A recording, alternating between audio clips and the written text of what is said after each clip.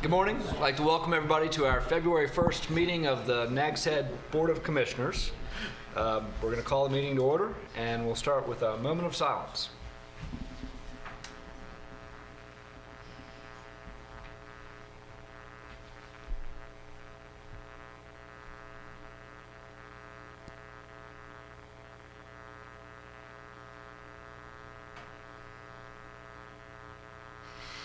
Amen. If you'll join us in the Pledge of Allegiance.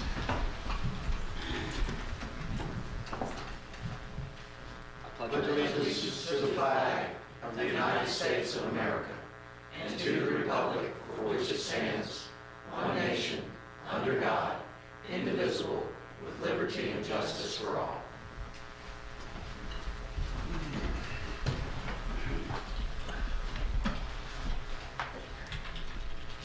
Our next item is the adoption of the agenda. We have had a request from the town attorney to have a brief closed session directly before the town manager's items, number 17. So, like that.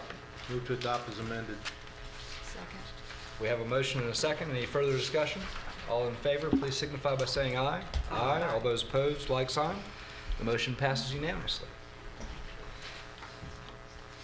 This is the time in our meeting when we ask for audience response, a chance for the public to come and speak to the board. The board always listens. We don't always talk back. If you will, come to the podium and give us your name and your address. And there are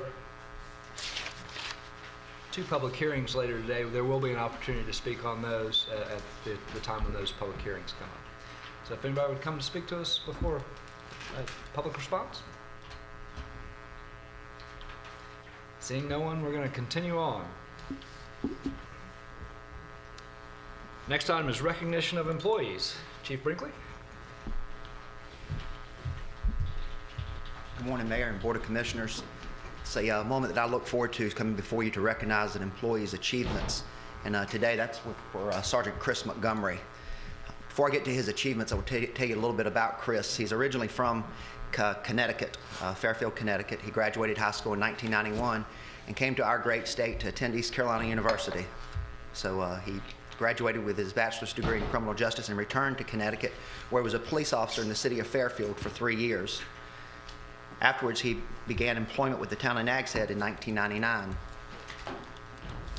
In 2000, he was promoted to an investigator and received his Advanced Traffic Crash Investigator Certificate in 2002. In 2003, he was promoted to Police Officer First Class, and in 2005, he was a Police Department Employee of the Year. In 2006, he was promoted to Patrol Sergeant, where he currently serves today. Or at the end of last year, in December, Chris graduated from the 247th session of the FBI National Academy. The FBI National Academy started in 1935 and has long been a vital element in continuing improvement in law enforcement standards, knowledge, and cooperation throughout the world. Chris's class consisted of 266 law enforcement officers from 49 states, the District of Columbia, and 25 foreign countries. While there for the 10 weeks of 10-week academy, Chris completed classes in police forensics, leadership, and legal issues. He earned 15 credit hours through the University of Virginia, with 3 of those being able to be applied towards his graduate degree. Having this accomplishment is a great asset for Chris and a great asset for the town of Nags Head, and we're certainly proud of him for his accomplishment today.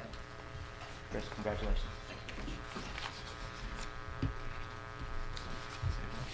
Come up here so we can congratulate you too. Chris, thank you. It's a great honor to graduate from the academy. Appreciate being able to go. Many more years. Thanks very much. Yes, good job. So thanks for Yes, sir.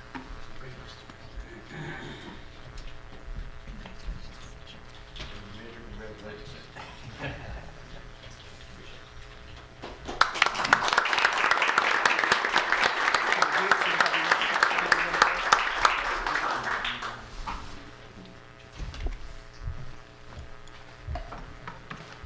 Mayor, back before you again for another recognition.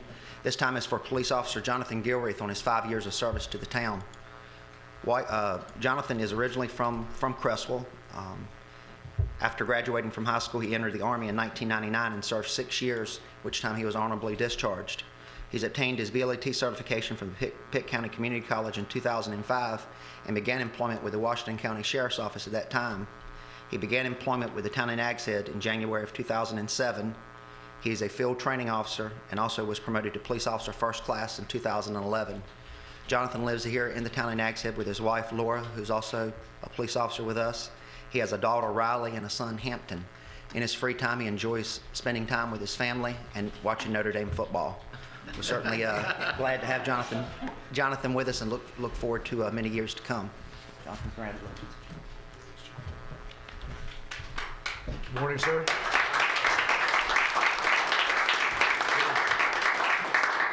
If you'll turn around, we do have a certificate of recognition for you. This certificate of recognition is presented to John Gilreath upon the occasion of his 5-year anniversary. On January 12, 2007, John began employment with the town of Nags Head. This certificate is awarded as a testimonial of John's loyal and dedicated service over the past 5 years. His dedicated interest and devotion to duties as a police officer has had a lasting and valuable effect on the well-being of the town and its citizens and deserves this recognition.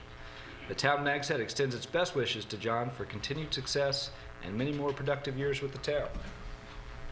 And it's a great thing that you're part of the community too, John. We really appreciate having you here. Thank you, sir.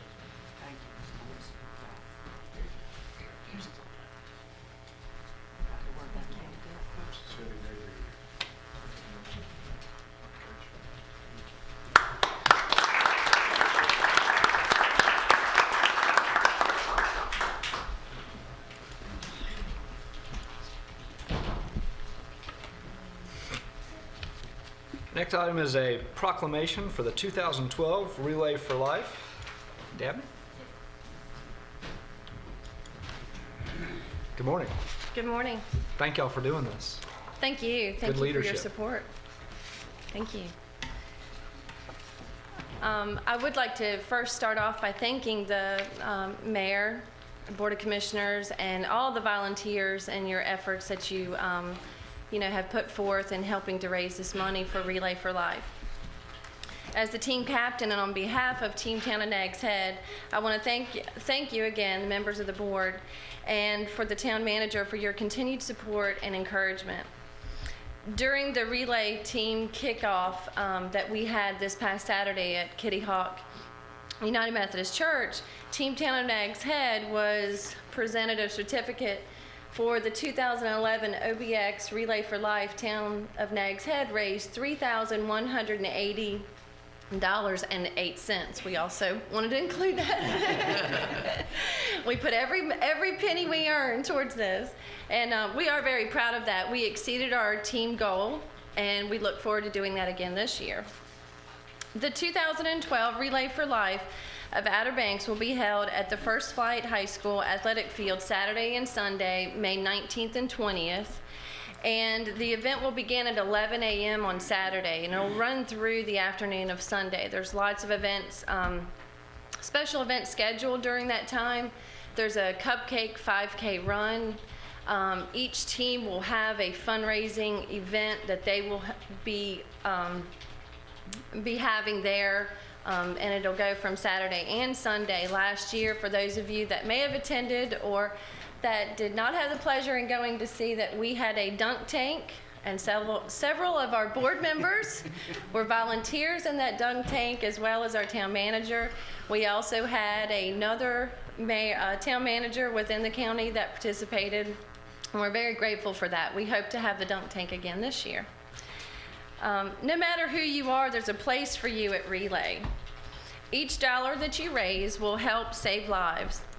How far will you go to make a difference in the fight against cancer? Together with millions of supporters, the American Cancer Society saves lives by helping people stay well and helping people get well by finding cures and by fighting back. We depend on the dedication and talent of more than 3 million national Relay for Life volunteers who work with us to create a world with more birthdays. Everyone's reason to relay is as unique as their own personal story. At Relay, you can find healing, comfort, and support from others who have faced cancer or who have lost a loved one to the disease. You have a chance to meet people in the community who are equally passionate about finding an end to cancer in our lifetime. No matter why you take part in Relay, however, one thing is clear: with every step you take, you are helping the American Cancer Society save lives. With your help, we aren't just fighting one type of cancer, we're fighting for every birthday threatened by every cancer in every community. Each person who shares the Relay experience can take pride in knowing that they are working to create a world where this disease will no longer threaten the lives of our loved ones or claim another year of anyone's life. There are many ways to help support Relay for Life and the American Cancer Society's life-saving efforts. One way is to sign up as a team member, Team Town and Nags Head, or donate to an individual team by going to obxrelayforlife.org. And the website also provides additional information about all of the teams that are participating with Outer Banks Relay for Life in Dare County. And you can go on that website and you can see all the different events that they'll have, and you can go and you can help support other teams, not just Team Town and Nags Head. And another way to help is to also go on and you can like on Facebook Relay for Life of Dare County, NC. Again, thank you for your continued support and your encouragement, and we hope that you'll come out and support Team Town and Nags Head and possibly join our team. You don't have to be an employee of the town. You don't have to necessarily live within the town of Nags Head to be a part of our team. So, but thank you very much. And we have a proclamation. This is truly a phenomenal group of volunteers in Dare County. We're way up there on the per capita giving for this event. Whereas Relay for Life is the signature activity of the American Cancer Society and celebrates cancer survivors and caregivers, remembers loved ones lost to the disease, and empowers individuals and communities to fight back against cancer. And whereas money raised during Relay for Life of the Outer Banks supports the American Cancer Society's mission of saving lives and creating a world with less cancer and more birthdays by helping people stay well, by helping people get well, by finding cures for cancer, and by fighting back. And whereas Team Town Nags Head Relay for Life 2012 helped in the fundraising effort that marked Dare County #1 in the nation per capita for the 3rd year in a row. Wow. Now therefore be it resolved that the Nags Head Board of Commissioners does hereby proclaim May 19th and 20th, 2012 Relay for Life Days in the town of Nags Head, Dare County, North Carolina, and encourages citizens to participate in the Relay for Life event at First Flight High School on Saturday, May 19th, 2012, and on Sunday, May 20th, 2012. This is the first day of February. Thank y'all very much for your leadership, and I'm glad to see us with a team and Yes. some skin in the game. Hope to see you in the dunk tank again this year. I hope it's warm. Thanks. Thank you very much. Our next item is the consent agenda. Move to adopt as presented. Second. We have a motion and a second. Is there further discussion? All those in favor, please signify by saying aye. Aye. All those opposed, like sign. And the next item is a public hearing to consider adoption of a zoning ordinance text amendment submitted by Jane Cronwady to Town Code Section 48-408B. Mr. Leidy, will you take us through our public hearing? Yes, Mr. Mayor. At this time, we'll begin the public hearing and consideration of the motion to adopt a zoning ordinance text amendment to Town Code Section 48-408B, which deals with permitted uses within the C3 Commercial Services zoning district. And we will begin with the presentation of the staff's analysis, I believe, by Elizabeth Teague, and sitting in for the ill Kelly Wyatt, I take it. Good morning, Mr. Mayor, members of the Board of Commissioners. Good morning, everyone. Before you today is a text amendment to add to our list of permitted uses for the C3 district indoor training facilities for Dog Agility Club. The C3 district, as you're aware, is our most liberal commercial district. That's the area reserved for uses that have sort of a higher level of impact that we consider. This would be a reuse of an existing warehouse space within that district. This recommendation came from the planning board. to add this permitted use to the C3 district, and we have members of the Dog Agility Club here to tell you more about their request. I will note that we caught something right before this meeting, which was the use of the term club in the phrasing for the permitted use, and staff would recommend, and we've already conferred with the applicant, to remove the word club, just so that we don't limit the use to a club, because the use in this particular area would be appropriate, say, for a small business person if they wanted to do something similar as well. So we didn't want to limit the use by the type of ownership. That said, our recommendation is that you add indoor training facility for dog agility into the permitted uses for C3. I'm happy to answer any questions. Does the board have any questions for Ms. Teague? If not, anything further from staff at this time? No, sir. All right. At this time, we will turn it over to the applicant. Ms. Crumwhite, do you have anything you'd like to present? Yeah, I just want to say thank you very much for considering our request. And we're really, really excited about starting our dog agility club, and even more excited about the prospect of having an indoor facility. We feel it will allow more opportunity for more dog owners to have a safe environment to enjoy the sport as much as we do. And if you have any questions about it, got all my trainers here.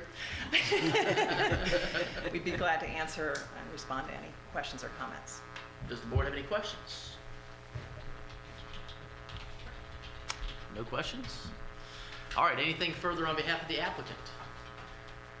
All right, does any member of the public wish to comment on this proposed text amendment?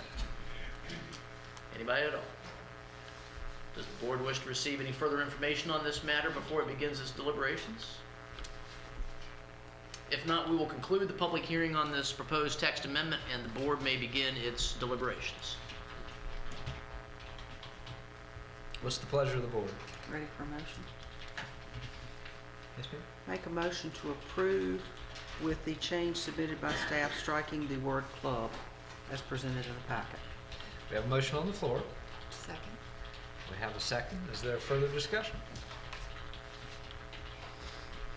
I certainly appreciate the town's flexibility in considering things like this that make reuse of some facilities, and I think it's a good thing to be flexible. I wonder if there's an age limit on the dogs. My dog's kind of old. I'm not sure she can get over some of these. Further discussion? All those in favor of the motion, please signify by saying aye. Aye. All those opposed, like sign. The motion passes unanimously. Mr. Mayor, you also need to address the statement of consistency, which is also in the packet. Okay. Motion to adopt the statement of consistency. Second. We have a motion, we have a second. Is there further discussion? All those in favor, please signify by saying aye. Aye. All those opposed, like sign. Motion passes unanimously on the statement of consistency. Thank you. Congratulations, Joe. Thank you very much. Good luck. We want to hear progress reports. Item number 10 is a public hearing to consider adoption of a zoning ordinance text amendment for the purpose of permitting and regulating the rental of beach chairs and umbrellas within the town.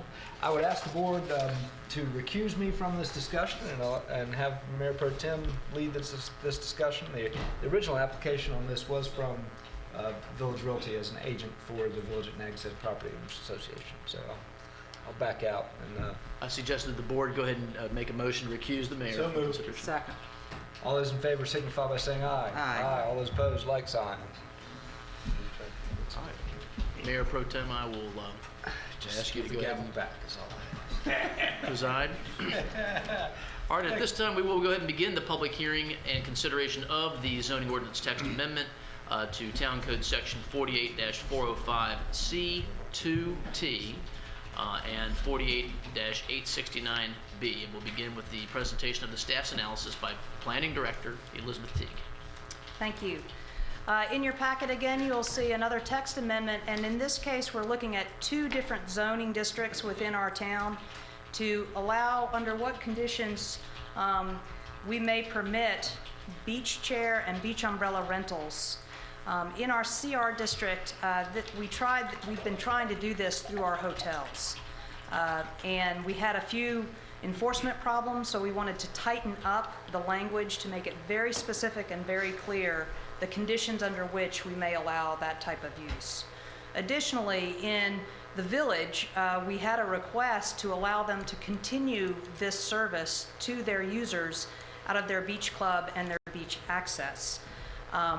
That provision, when it was adopted by the board, had a sunset provision. That sunset provision was allowed to lapse to allow us to get together with stakeholders and as a staff try again to tighten up across the board similar language that made it fair for everyone and easier for us to enforce. In your packet, you'll see the text, and I guess, is there a way to, I think we're having some mechanical difficulties, but a couple of things I would just point out to you. We got together with some of the vendors who are helping the hotels and the village provide this service, and we presented to them some of our concerns. Together, that group came up with some changes to the text. The first of which was to clarify where the beach starts. In our land use plan, it says very specifically no commercialization of the beach. It is hard to tell sometimes, though, on a case-by-case basis, what is the beach. Well, thanks to beach renourishment, the board actually, with the help of CAMA, established what we call a static line, which is a line that was drawn on a map as the last line of vegetation prior to beach nourishment. The group agreed that the static line was an easily enforceable, clearly designated line in the sand, if you would, that would allow us to consider where the beach was. So in these ordinance, the first major change was any actual commercial transaction should take place westward of that static line. Oceanward of that static line, there's to be no commercial interaction, transaction, exchanging of money. Similarly, we tried to clarify and maintain the use of lettering on the umbrellas that were being rented from hotels and from the village. Thank you. And the vendors both all agreed that they could do this. They are allowed to obviously put some identifiers, but those will not be on the outside of the umbrellas or on the chairs in a visible fashion. This is designed to meet the goal of the land use plan of limiting or prohibiting outright advertisement on the beach. Finally, well, not finally, but we also wanted to go ahead and put a health safety issue in there, which is we have had some problems with people storing materials near beach accesses, and we wanted to be clear that that was not going to be allowed anymore. We also wanted to clarify that you could not store this equipment on the beach, nor could you set it up in advance of actually making the rental. I did have a phone call from one of our planning board members this morning who wanted to make sure that I clarified there on paragraph T, number 8, where it says beach chairs and umbrellas shall only be set up when requested by the customers, that it should say chairs and umbrellas shall not be preset. We also just wanted to make it clear, it was something that everyone did in practice, but we wanted to go ahead and put it in the ordinance, that location and where people set up these chairs are subject to lifeguards' direction. So if a lifeguard tells somebody to move or that they can't set up in a certain location, we just wanted to establish that as a communication point that everyone understood. And then finally, we addressed the issue of violations and enforcement. We went ahead and put into the ordinance that we can immediately revoke a zoning permit for someone who is breaking these rules. That was an issue last summer, as you'll recall, trying to get people to comply, and we try to issue a notice of violation, but when you have to issue a notice of violation that takes 30 days to comply in a summer season, that's not really a big enough stick.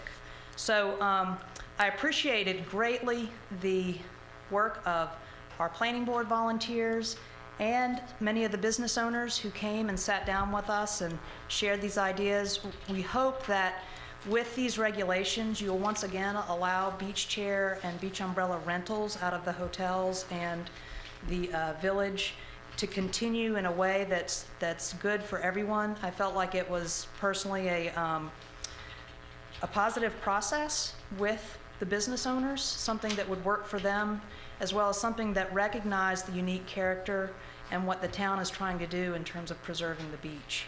So I greatly appreciate everybody's hard work on that, and I'm happy to answer any questions. Any questions for Ms. Teague? Yes, Ms. Cahoon. Elizabeth, point of clarification, please. In T, it talks about hotel sites having accessory uses such as fishing pier, restaurants, and so forth. Does this mean that a fishing pier can also rent beach umbrellas and beach chairs? Not in front of the static line. So wherever the static line is relative to that property. I don't think that answered my question. Okay, I'm sorry. Does that mean that a fishing pier standing alone can rent beach chairs and umbrellas? Well, actually, I think these are limited to hotels.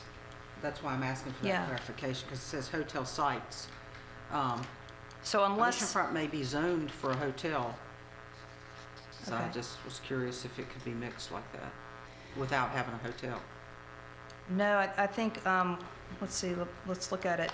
Hotel sites may include the following accessory uses, and we're not including piers. I mean, unless there's a pier in conjunction with a hotel, possibly, but I don't think we have that, so.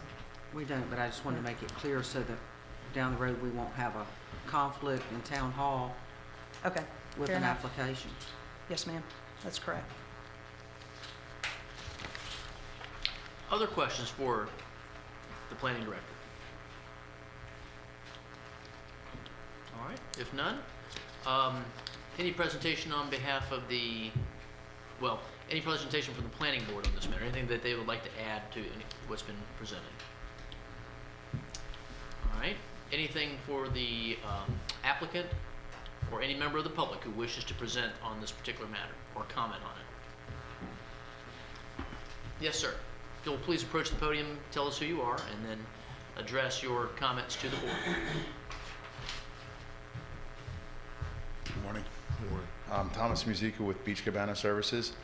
I did have the opportunity to be a vendor last year.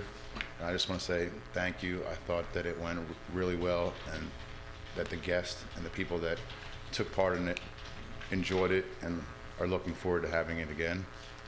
I want to say thank you very much for the opportunities you've provided so far, and that the planning board has been, it's just flattering how open they've been and trying to work with me as a vendor to make this work out for, an added service and amenity for Nags Head. And, again, thanks for the opportunities, and I hope I can move forward with this and continue to provide these services. Thanks. All right, would anybody else like to comment on this proposed text amendment? If not, does the board wish to receive any further information about this proposal before it begins its deliberations? If not, we will conclude the public hearing on this matter, and the board may begin its deliberations on this proposed text amendment. Mayor Pro Tem. Did you have something? I saw you. No, fine, thank you. Anything else? Accept the motion.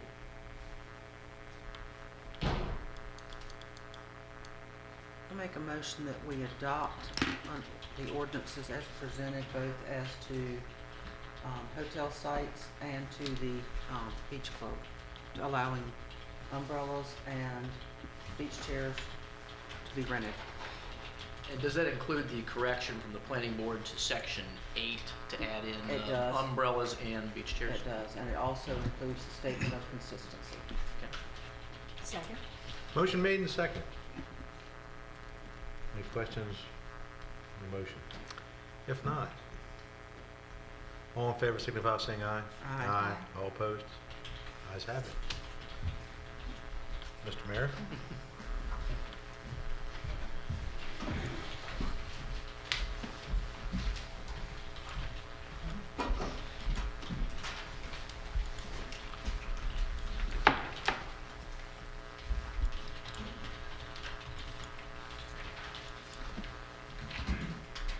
And we're on item H, 11, consideration of a final subdivision plat approval submitted by Ray Meekins.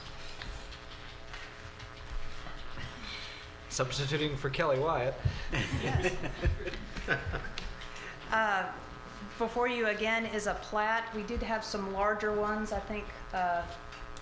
Did the board get those? Michelle, if you'd like to look at those. This is an approval of a final plat. The preliminary plat has been through the review process. This subdivision, this roadway has been built to allow this subdivision to occur. One thing that the planning board pointed out was that the final plat deviated slightly from the preliminary plat. They asked us to check in with our fire department and our public works department on those changes. We did that. Both were considered okay. The deviation occurred in order to avoid a water meter and a stormwater drain. Let's see, Roberta, could you just show this, a drawing that looks like that? And you can see ultimately it doesn't create a large change. The blue was what was proposed, and the green outline is actually what was built. So it's, like I said, a very slight deviation. The road width was maintained, so they are still in compliance with the requirements that we put on them. You will notice that this turnaround is not to our standard. To allow this construction, the town gave an exemption at the preliminary plat phase to allow this. And what you have here is the maximum turnout we could build within the property available, within the right-of-way available. It certainly is a great improvement over what was there before, which was, you can see the area that's not the blue crosshatch, that was what it was in existence before, just above. That's sort of how the road stubbed out. So I'm happy to answer any questions, and Mr. Ray Meekins, the surveyor, is here to also answer any questions for you. Any questions for Ms. Teague or Mr. Meekins?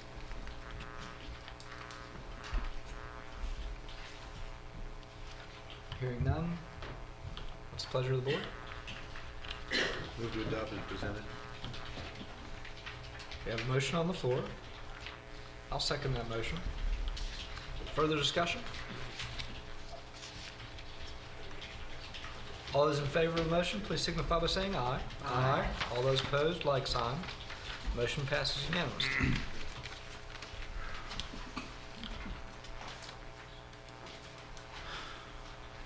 Old business. Item number 12. This was appointments to town boards and committees. We don't have any vacancies on, we have some vacancies coming up that we are not appointing today, but we did have some discussion on that alternate position for the planning board. Do y'all want to continue that position? We don't have, I believe Mrs. Granat has indicated she is not interested in serving another term on that position.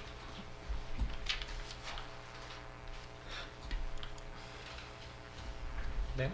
Well, having served on the planning board for quite some time, it was nice that we had that, but we never utilized the individual, so I question whether it's really needed. I think Susie has the best observation since none of us have served on it. In a while. I was on. Yeah, it's been a long time. I think we created that position simply by board consensus. I won't swear to that, but Most of the boards had, have somebody that's alternate, and it's just, it's been a matter of policy for a while, whether you use them, whether you don't use them, has become the issue. So, my answer to it is, as long as things are political, unless you have unless you have rules and regulations written for those type of things, then the need is probably, like Susie said, not there. I think I hear board consensus not to reappoint that alternate position and basically just let it die. So, does it need a motion? I don't They're think, appointed, the boards are appointed, yeah, you know. yeah, for the regular members are, but I think the alternate we created as it was a little bit more of an informal position. If y'all take no action, there will be no alternate. Yeah. So, If that suits everybody, I would propose that we just take no action on it and move forward. The next item is number 13. It's a second reading on the zoning ordinance text amendment submitted by Robert Hornick of the Bro Law Firm to amend Town Code Section 48-328D, architectural and interior lighting. I have this as John. Do you want to give us the, this is the second reading because we did not have 4 votes in favor of it the first time it appeared on the agenda, and so the board needs to take further action on it in order for it to become effective. A simple majority vote, a majority of the board, a 3-vote majority would be required at this time to pass it. You do not need to go through another public hearing. You've already completed the public hearing, but this is just for further action to actually adopt the zoning ordinance text amendment. Andrew, yes, ma'am. I'll make a motion. Refresh the board's memory though as to what we're It voting on was too. to adopt lighting that allowed 5, for back, Foot candles. 5-foot candles of lighting from a parapet, not a parapet, but On a parapet wall. on a it's- parapet wall. From a roof-mounted lighting fixture. Roof-mounted lighting fixture. That's what it was. From 1 to 5. Yes, 1 to 5. Up to 5, right. We have a motion on the floor. Is there a second? I'll second that. We have a second. Is there further discussion? I would expect Mr. Nosey to be coming back with an amendment, just so you'll know. He's indicated to me that he was, that may redefine it per the recreational overlay district. And look at increased lighting just in that overlay district. And I had a discussion with Mr. Hornick about the same issue, and there was some discussion about whether to move forward with that. At this point, I explained that this meeting was going to be on the heels of the last meeting, less than a week away, and so I think at some point in the future they may do that, probably before the season starts. I explained that he would have to go through the process.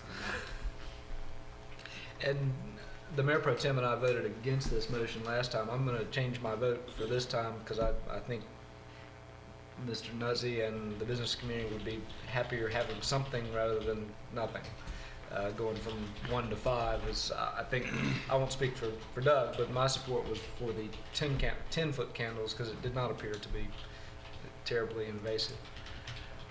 Further discussion? I haven't changed. Again, I mean, I'm certainly not a lighting aficionado. I mean, I just know that dealing with candle power on in my background, you know,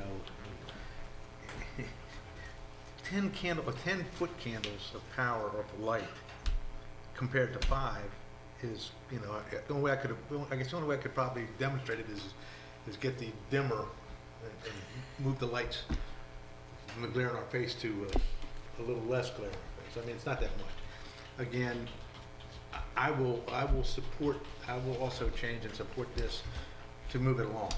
So I don't agree with it. I don't, it's not that I don't agree with it.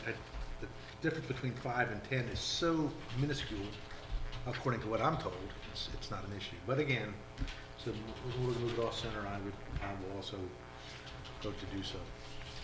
Further discussion? All those in favor of the motion, please signify by saying aye. Aye. All those opposed, like sign. Motion passes unanimously. Mayor, Yes, ma'am? could I add something? This issue brought to light another problem that we Brought to have. light? Brought to light. Good play on words. Another issue that we have in that area that we don't seem to have throughout the town. In most of the town, 158 and the driveways are pretty much on grade with each other. This area is not on grade. If you're aware that the bypass is actually a dam in that area, and both east side and west side, you go down when you turn off of 158. I'd like to see something for safety's sake to perhaps mark those driveways, allow some sort of low-level lighting at the entrance of these cuts so that people will know where they're turning, because a lot of people are turning off or coming out of there and not really seeing the lights coming down 158, and I'd just like to see that perhaps we could take a look at allowing something to denote where those curb cuts are as people go in, which is not something we've typically allowed, but And I think we see more and more foot traffic crossing 158, and that's an area where if you're coming up from a slope, traffic doesn't see you, but if there's a driveway, they can see something of a reflection in there. So that's what I'm kind of looking at. Is your concept having low-level lighting kind of in the right-of-way at the edge of those driveways where it meets, so you can more easily tell where to turn? I've had the problem Yes. with where to turn. Yes, and I think it would help the driving public turn more safely and not suddenly, oops, here it is, I need to turn, but it will denote as they're going down, and I say from north to south or from south to north, either one, know where better to turn. So I'd like to see staff take a look and the planning board take a look at that issue and maybe bring something back to this board if the rest of the board members concur. I do. Consensus? Yeah, absolutely. Can y'all have something back to us 2 months, 3 months? Yes. Okay. So we'll see it in perhaps April? Yes, sir. Okay. Thank you. Yes, ma'am. Thank you. Good observation. New business. Committee reports. Mayor Pro Tem? Mr. Mayor, Roberta and I attended the last Gov Ed committee last week, and I will turn my report over to Roberta because she says there's a fine job putting it together. That's why she's the Employee of the Year. Among her many duties. Among her many duties, yes. Live streaming, I don't know if you remember, but Dare County has started live streaming the Channel 20 video, Channel 20 on their website. We have a link on it on our website. They will officially launch it when they officially launch their new website, which should be very soon here. So we'll start promoting that a bit more. You have the opportunity to watch these meetings several different ways now, and one of the additional ways is through this live streaming of Channel 20 when our meeting plays at 11:45 and 7 p.m. on Friday and Saturday following the meeting. They're going to make a change over in the Channel 20 room over at Dare County so that, I won't go into why, but that will enable better video and audio on Channel 20 and 19, so that'll be a plus here soon. There's a good possibility that we will be able to partake in another $20,000 grant next year to improve whatever we do on Channel 20, so that's coming up. I'm still working. I'm hoping to have a grant before you in March, a grant request in March on upgrading the sound in this room so that we can so that people can hear this meeting right now better very soon. And that's all I have. That's our update. I mentioned we have a new chairman. Since Richard served for 2 years and I've served for 2 years as chairman, we've now got a new chairman of that committee who is John McCord with UNC Coastal Studies Institute. right. So that's one thing. The other thing is, one thing I wanted to mention was, besides that, I was going to say, I guess that's it. If I think of it, I'll come back. But the committee is doing great, along with Roberta, is doing big things. Oh, I know what it was. The request for full-time, part-time, full-time employee. Producer employee. The channel. There's a request. That's what we need to tell them. Right. They're in the early stages of thinking about using the franchise fees to fund an additional employee over at Channel 20. They're looking for someone who would be able to do what I'm attempting to do now, produce video for the channel. So they're in the very early stages. They haven't approved it yet, but they're working towards that. Thank you, Roberta. You're welcome. That's our report. Thank you, sir. Well done. That's Roberta's report, too. Mr. Walters? Well, I really don't have much to report, except that the Seafood Festival Committee continues to meet every other week, and there's a lot of work to be done, but we're still moving along with the process. We have our tax ID and are waiting tax exempt IRS letter. So I think it's going to be a really great event for everyone. No report, but an invitation. I would invite anybody that's interested to attend the CRC meeting that's going to be held in Nags Head next Wednesday and Thursday. There are avenues of public comment on the coastal policy, so I would encourage anybody that wants to take advantage of that to come to the meeting. There will be some boring things, of course, but it's going to be a good venue to have it, and it's the first time that we've been out of town, out of Beaufort, for a long time, and it may be a long time again. And where is it? Jeanette's Pier, next Wednesday and Thursday. I believe the meeting is Wednesday afternoon at either 1 or 1:30, and then all day Thursday, starting at 8:30 in the morning. That I do know. It is a nice opportunity to have them in town and see the issues that we deal with. And to bring issues forward. If anybody's got issues that they think coastal management needs to address, it's a good time to bring it to the light. Light's my favorite word today, evidently. Two brief committee meetings that I attended on y'all's behalf. One was the Shoreline Management Commission meeting, and I was asked to give a report, which I basically paraphrased Dr. Khanna's letter from December that gave our final report. We paid for 4.6 million cubic yards and some change. They measured 4.7 million cubic yards and some change. It flattened out because of the storm, but essentially it's all there within, there's a 3% margin of error on those, so we're within that margin of error as to the full amount of sand being there where we placed it. Essentially it flattened itself out. We placed 70% above the mean low water mark and 30% kind of sloughed off below the mean low water mark. After the storm events in the fall, we ended up with 52% of the sand above the mean low water mark and 48% below the mean low water mark.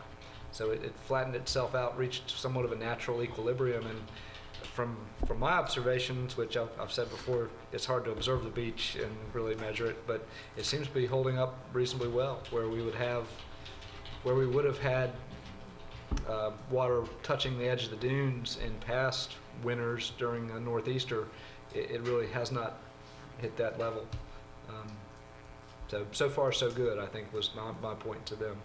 The other meeting that I attended was the Colony Ridge meeting. We have initiated the meetings with the advisory committee. There are 3 members from the town and 3 members from the Colony Ridge facility.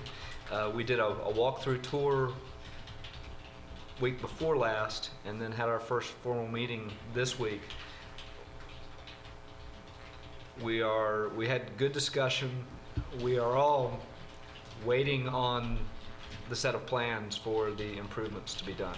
I think there's unanimity on the fact that work needs to be done. We're trying to get the plans for that work out so that we can make comments and suggestions on it. So some progress. The atmosphere and the attitude was good, that we are working together to try and have a better facility in our community. That's a good thing. Yes, sir.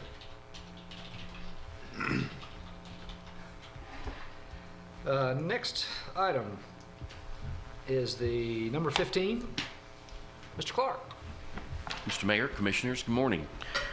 What you have before you with this item is basically a public-private partnership to enhance the town's water system. If you could put up the aerial photo, the last attachment to this item, I think I can explain quite easily what brought this issue about. Back in, I believe it was early December, a set of plans was submitted for a single-family home at 303 East Abalone Street. And during my review process of that house plan, I determined that in this block of Abalone Street between the Beach Road here at the top and Memorial Avenue, the town does not have a water line.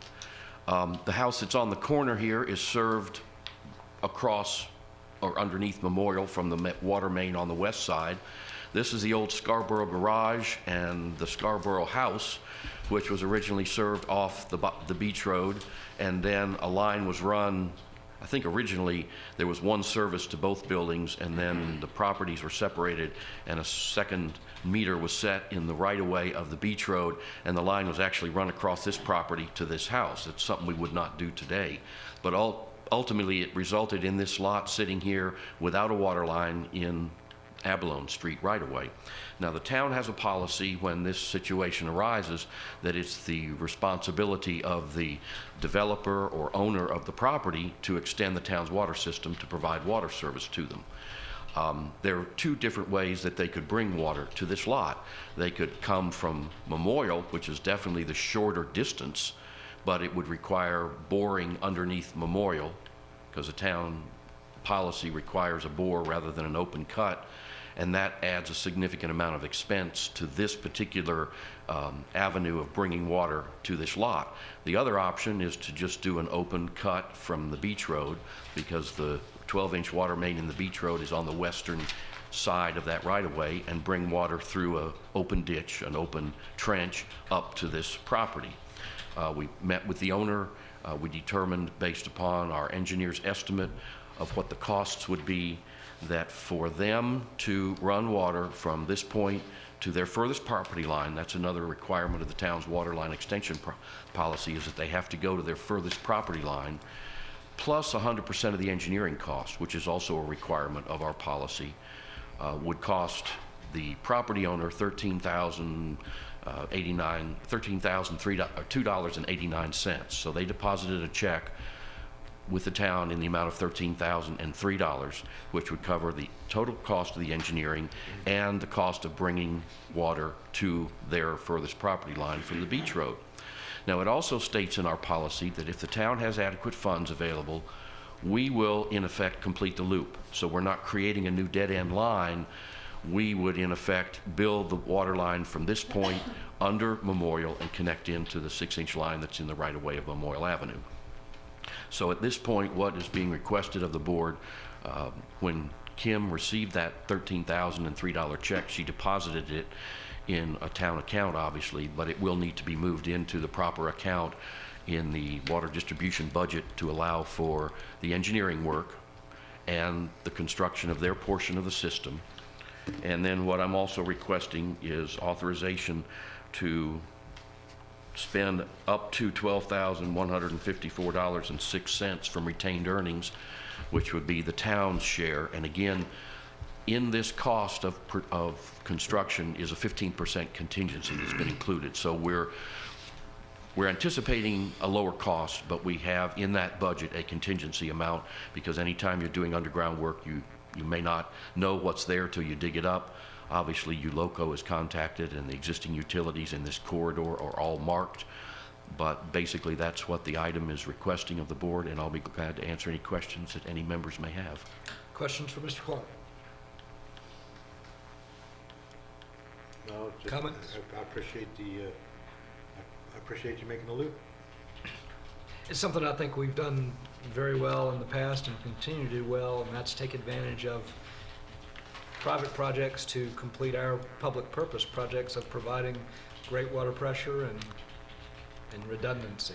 And also, anytime we can link two mains together like we're doing here, we're not only improving the domestic flow, we're creating an additional avenue to transfer water between those two mains in the event of a break and we have to valve off a section. We've got another link between the beach road and Memorial, and it also enhances fire flow in this area because now water can come from more than one direction. Entertain a motion? Move to I'm sorry, Dave, are we We're authorizing the we're finance. just authorizing, okay, we're not, yeah, I make a motion to authorize the request. We're actually authorizing two things, the Well- finance officer to transfer the $13,003 deposited into the proper budget line items, and then our transfer of funds to pay for our share from water fund retained earnings to water distribution. So move. Second. We have a motion and a second. Is there further discussion? All those in favor of the motion, please signify by saying aye. Aye. All those opposed, like sign. Motion passes unanimously. Thank you very much. Mr. Light? Yes, sir. A quick update on some pending litigation. You'll recall that at the first meeting in January, I advised the board that we were going to have oral arguments in the Cherry Inc. case before the Court of Appeals that week, as well as submit our brief in the Fisher case that week. We did both of those things, submitted our brief. Yesterday, I received notification from the Court of Appeals that it has scheduled the oral arguments in the Fisher case for February the 21st.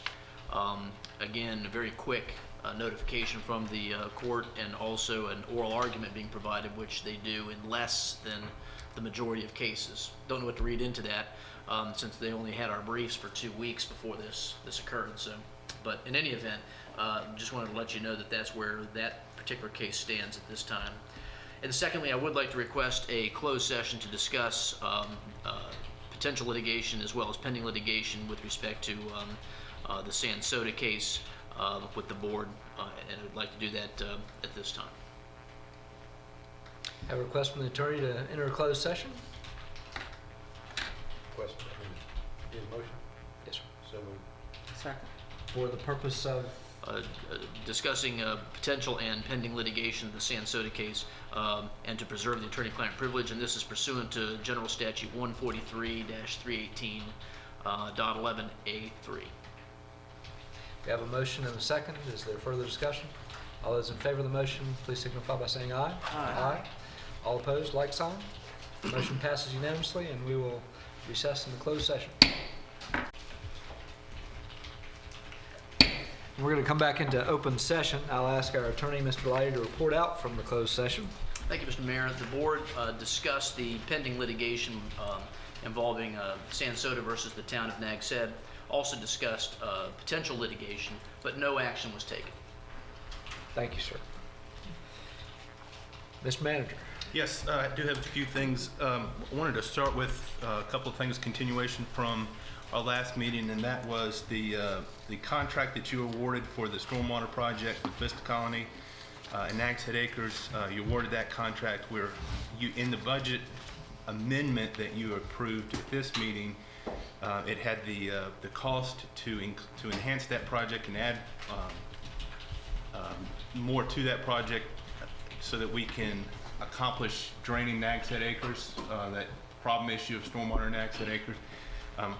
That amount is $24,719, and I'd like to request your approval for us to add that amount to the contract. So moved. Second. We have a motion and a second. Is there further discussion? Hearing none, all those in favor of the motion, please signify by saying aye. Aye. All those opposed, like sign. Motion passes unanimously. The other, discussion, you approved a contract extension for the work on the ocean outfalls. We extended that contract end date to March 8th. The other part of that was, we had told you we weren't prepared to make a recommendation for accepting the dollar figure associated with the work for further demo work for the underground piles that we weren't aware of. At the time that we let this contract, we weren't aware, DOT wasn't aware. This is, we believe, is only at one outfall, and that's at the Curlew Street ocean outfall. We have gone through that change order. We have looked at it.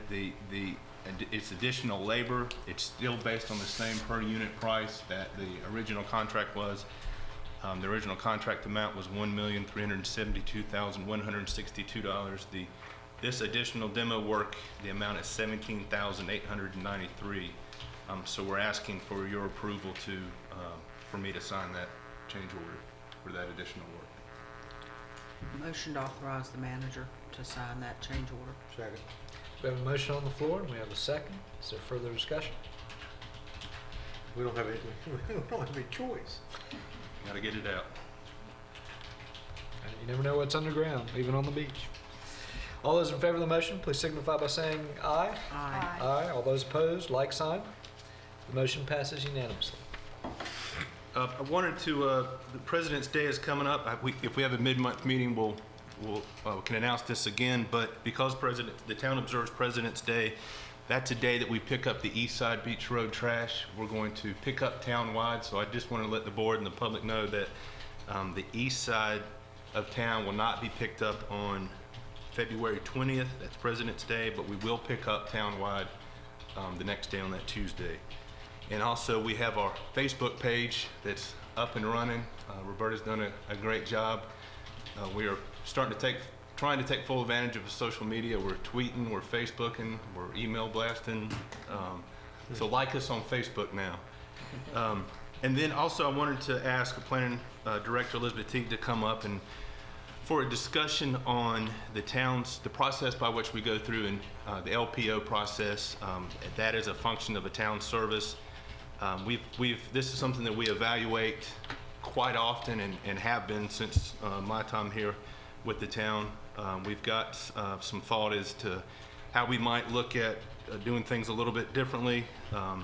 Like Elizabeth to come up, she and her staff have evaluated this pretty extensively, and we've got some discussion and recommendations to make too. Thank you, Mr. Manager. Before you is a memo I've put together just for today, and I wanted to use it as some talking points because I want to raise to you two concerns I have. The first is that the local permitting officer program is important to us. It helps us support CAMA in minor permit review and in evaluating exemption requests.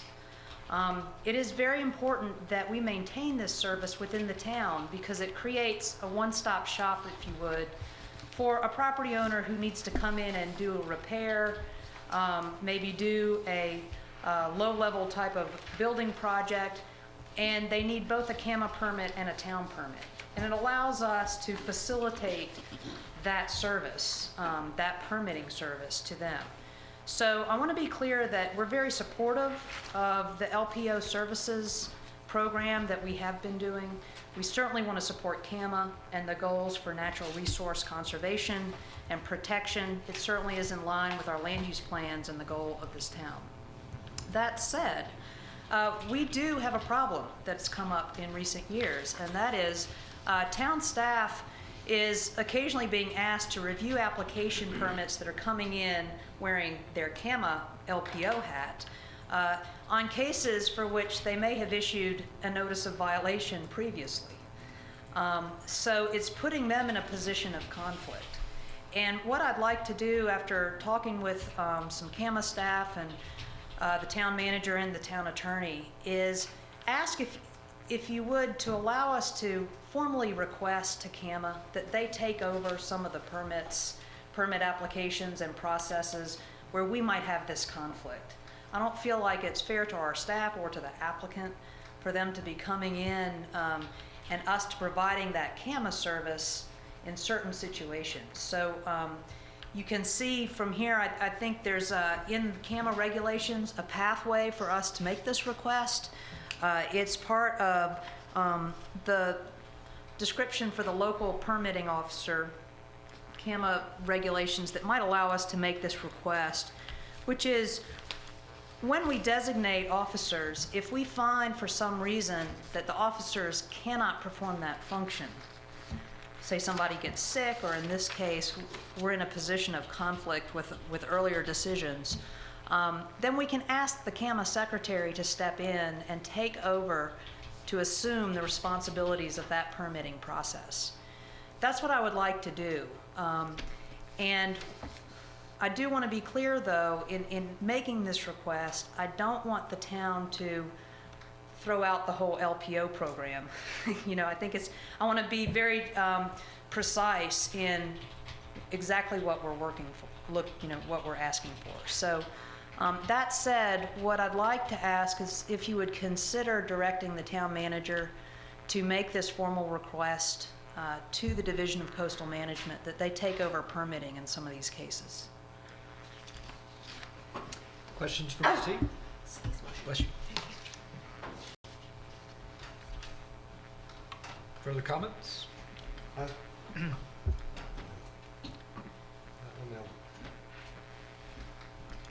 do we need to discuss, you know, like pending litigation type of issues or not? Or just leave it the way that it is? I mean, because what Elizabeth talked about was any conflict whatsoever, basically, instead of, I mean, Instead of actual pending Yeah. litigation? Well, I think the conflict of interest that she's pointing out is as much a matter of perception, if not more so, than it is there being a true conflict. But the perception issue is troubling, and I think that arises only when you actually have litigation that the town has brought against a property owner concerning the property that applications are submitted for, or the owner has brought litigation against the town. So I think only in the situations where you have some pending civil litigation is that kind of an issue. okay. Totally agree.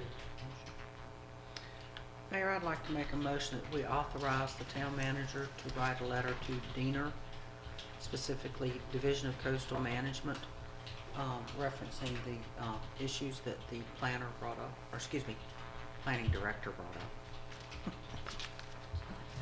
We have a motion on the floor. I'll second that motion. Is there further discussion? All those in favor of the motion, please signify by saying aye. Aye. All those opposed, like sign. Motion passes unanimously. Yeah, clear direction, sir? Yes, sir. Thank you. Good.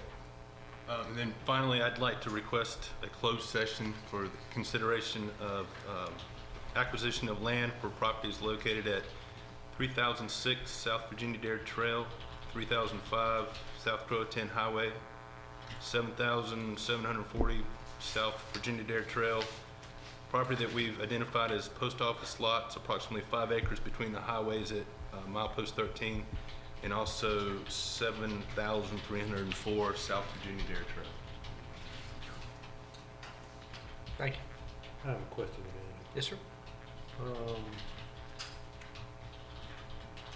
The recycle company yesterday.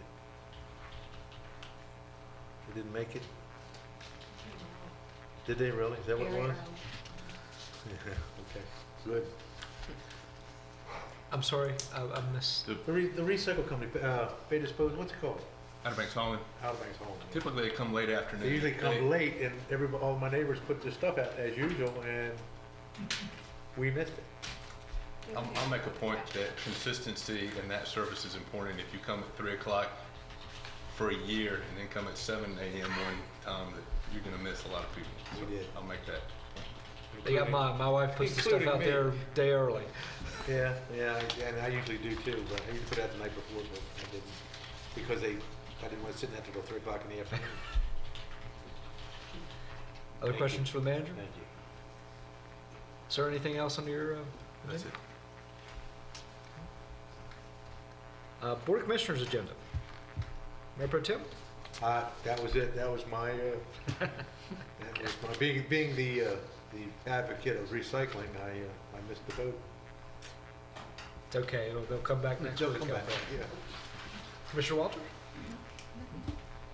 Commissioner Grant? Nope, mine's been answered already with her, and I'm glad to see we're moving forward on drainage projects. I do have a couple of items. The first one is consideration of a change to the Board of Commissioners July 4th meeting date. July 4th falls on Wednesday this year. Our staff is generally really busy on the 4th of July. Would y'all care to change that meeting date to July 11th? That's fine. Absolutely. Sir, any comments? No, I was just, and forgive me for thinking out loud, that maybe we have one meeting that month and it'd be the mid-month. But that was just What's the or pleasure it of could the be board? one meeting and it be the 11th. Yeah, that's right. I was going to say. We like the one meeting idea. Clay. Yeah. Sorry. What's the board's pleasure? July, wait a minute, July, this is the July meeting. The Yes, July sir. meeting is the meeting that we adopt the budget. Doesn't it have to be done July 1st? It has to be done by July 1st, which usually That's means correct. we're either the first June meeting or the mid-month June meeting. Got it. Thank you. The 11th works fine for me, but I don't, mine's fine. Hearing board consensus to shift that meeting to July the 11th instead of July the 4th. We do have a request for a closed session to review, approve closed session minutes from July through December of 2011, and I'd like to take that up in the closed session that the manager requested. Real quickly, sand fence and beach grass, this is the time of year. I know the town's working on it on a fair section of town, but I put out my sand fence about a month ago and we've got 2 feet of sand already. Beach grass, this is the time of year when beach grass is dormant. That's the typical dune stabilization plant that you use is American beach grass, and it is the time of year to go ahead and plant it. It involves a lot of bending over and sticking little blades of grass in the ground, but it is well worth it. A little application of 10-10-10 in the spring will make it jump right on up. That's my gardening piece for the week. Piece for the month. Last item is discussion of dates for the fiscal year 12-13 budget workshops. And we had some calendars attached.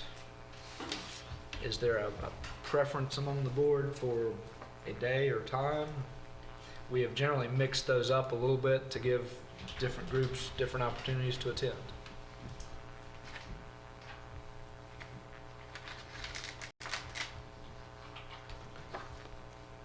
I have no specific requests for dates.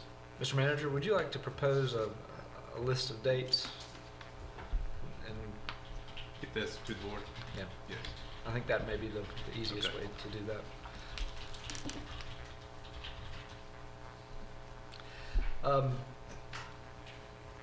I think it's time, if there's no other business, if we can do a second closed session for the purposes of. So moved. I think you want to go into closed session to review and approve the closed session minutes, as well as to discuss the acquisition of the real estate that was listed by the manager, and that's pursuant to General Statute 143-318.11A 1 and 5. Thank you, sir. And that was your motion, Mayor Pro Tem? Do we have a second to that motion? Second.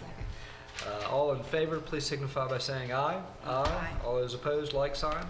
And we're going to enter another brief closed session, and we will return. We're coming back into open session after a brief closed session. I'll ask our attorney, Mr. Lighty, to report out from that closed session. Thank you, Mr. Mayor. The board discussed the various properties. There were 5 separate properties listed as to the purpose for going into closed session to discuss the potential acquisition of real estate. The board did give some direction to town staff regarding those properties. Also, the board took action to approve the closed session minutes and also took action to seal closed session minutes except for a group of those which have been approved to be open, and no further action was taken. Thank you, sir. Is there further business coming before the board today? Hearing none, we're going to recess to our mid-month meeting on Wednesday, February the 15th. We are beginning that mid-month meeting at a slightly earlier time to make it more convenient for folks to attend, and that is 7 o'clock on Wednesday, February the 15th. We will be back here for our mid-month meeting. We're going to stand in recess until then.